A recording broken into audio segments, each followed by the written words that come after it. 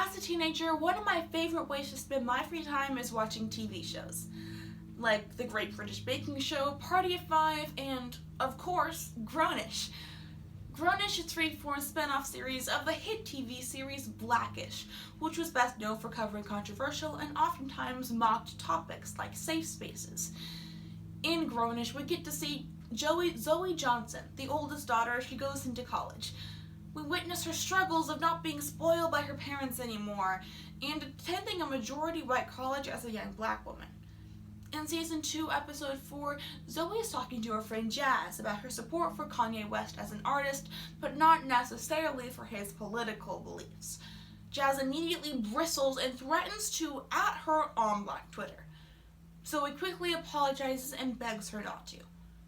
This is an everyday example of cancel culture, which is defined by Merriam-Webster's dictionary as a removing of support of a public figure on the basis of an objectionable action or opinion.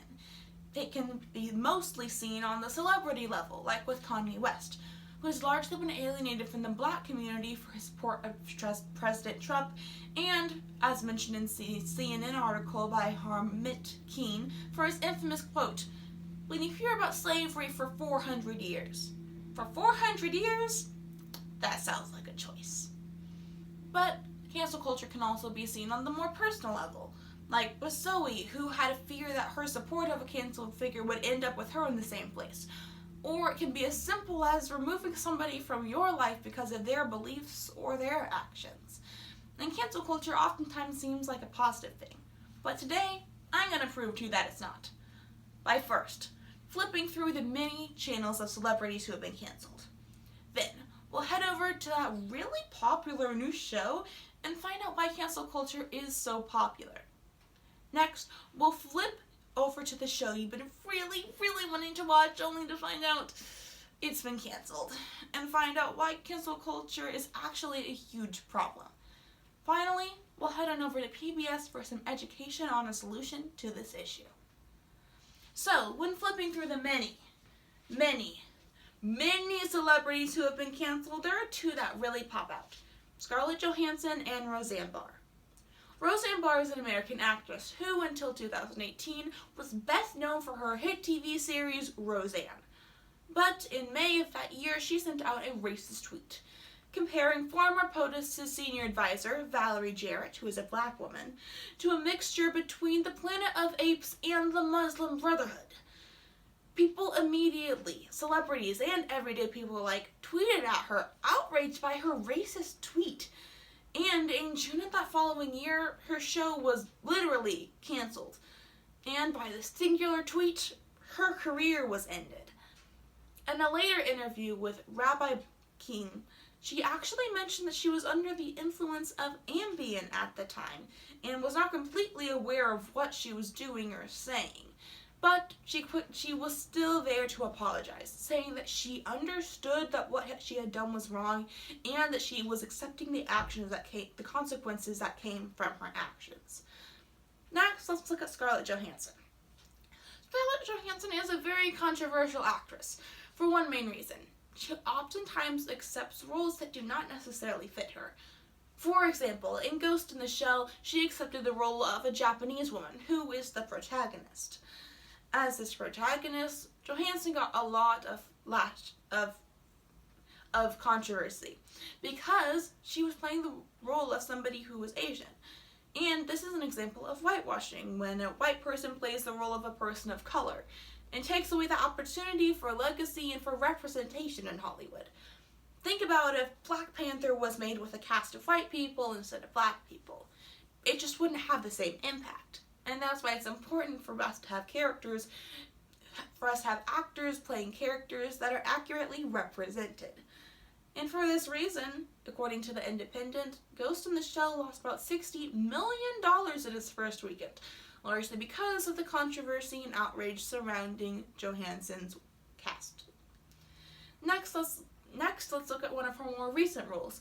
In the upcoming movie Rug and Tug, she accepted the role of Dante Tex Gill, a transgender man.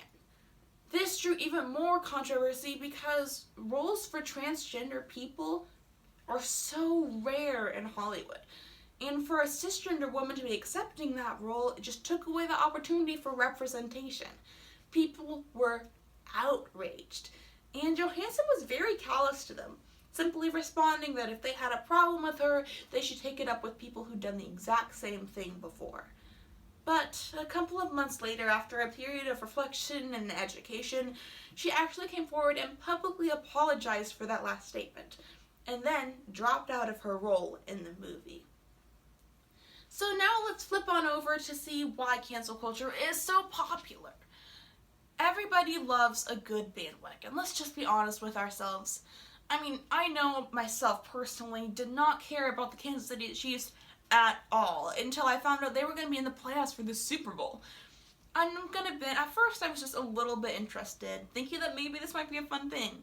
But as soon as they found out they were going to be in the Super Bowl, you can bet I cheered my way through that Super Bowl party with everybody else acting like the biggest fan there. Because bandwagons are fun.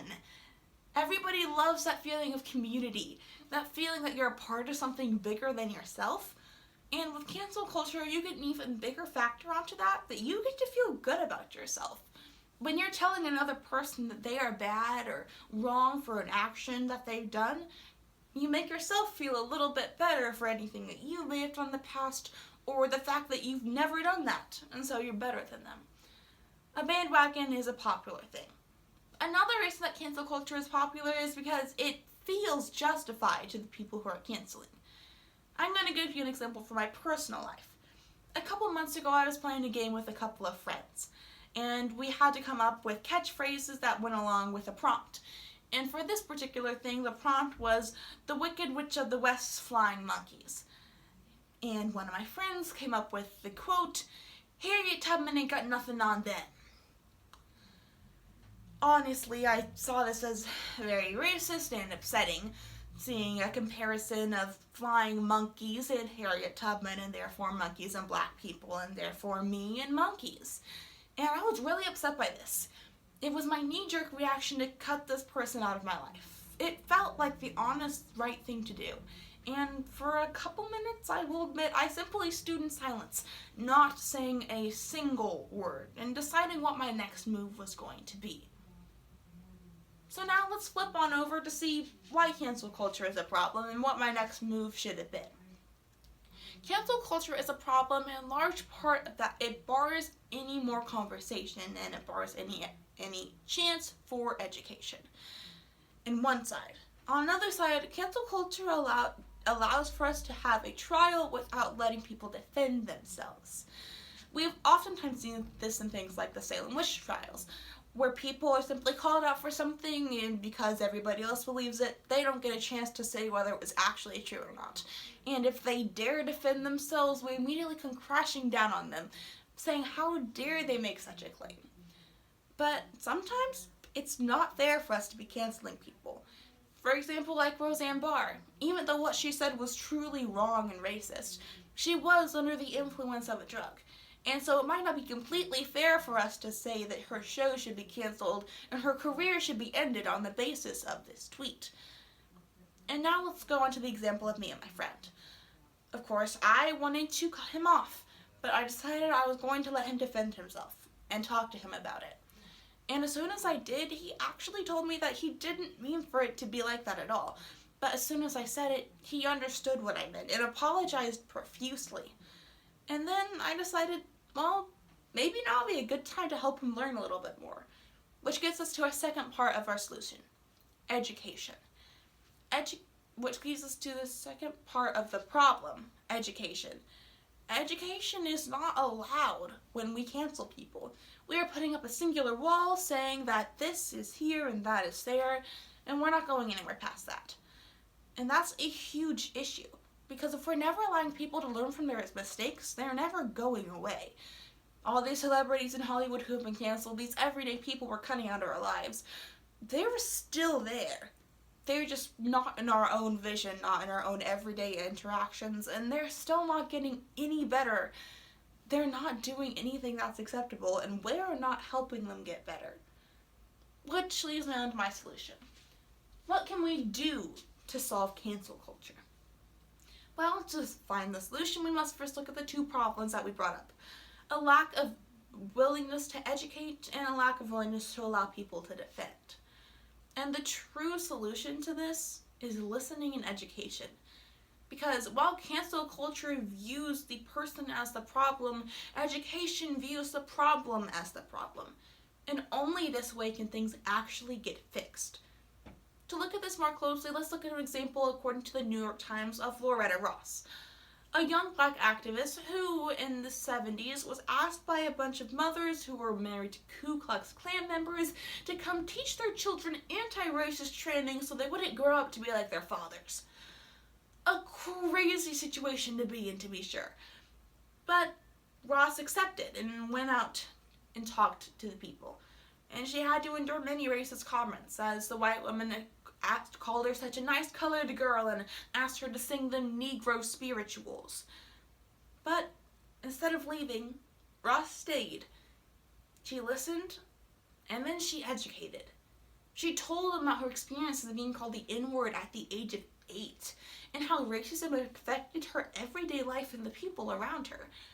And the impacts of that single action and conversation that she started actually led to a dramatic change in the amount of racial violence in that particular area as time went on, according to the New York Times. Education can actually fix the problem. Ross could have easily just said that she didn't want to be around those people anymore and left, which would have fixed the problem for her, but not for anybody else. Now, when it comes to allowing people to defend themselves, we simply just need to allow people to defend themselves. When we see it's something that we believe is wrong or racist, we need to ask the person what they thought they were doing. We need to have a real conversation with them before we pass any kind of judgment like that, because it is simply not fair to them to do so. As I mentioned in the example earlier with my friend, I would have cut him out of my life. I honestly was ready to never talk to him again. But as soon as I talked to him and learned that's not actually what he intended, even though it is what he said, I was willing to listen to him and help him understand what he had done was wrong. And now, he's a freshman, and I'm a junior. And maybe a couple years from now, he'll be an upperclassman who can help another underclassman with a similar issue.